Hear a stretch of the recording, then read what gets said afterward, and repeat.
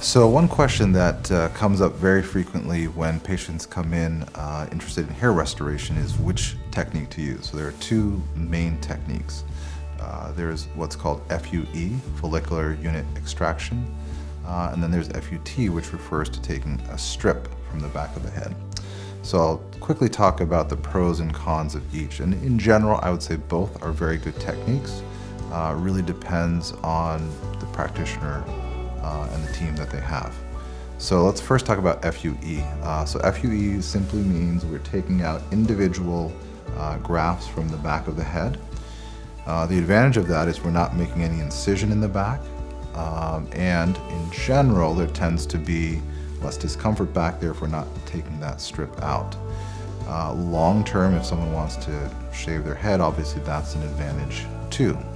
And then those individual grafts are placed strategically wherever the hairline is designed to be. The only disadvantage is there are some studies and practitioners who are concerned that not all of the grafts make that transfer, because when those grafts are extracted, we're not directly visualizing those. So that's the one downside, is there may not be as high of a percentage take of those grafts. And I would say that the other thing to consider is how many grafts are needed at an individual setting. And those are the kinds of things to certainly discuss with your surgeon when you have a consultation.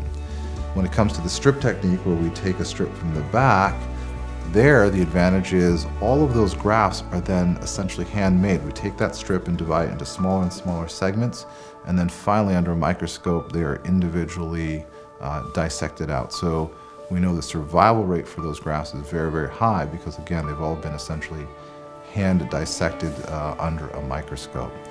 Of course, it's a little more uncomfortable in the back, but usually just for that first night. By the next day, things feel better.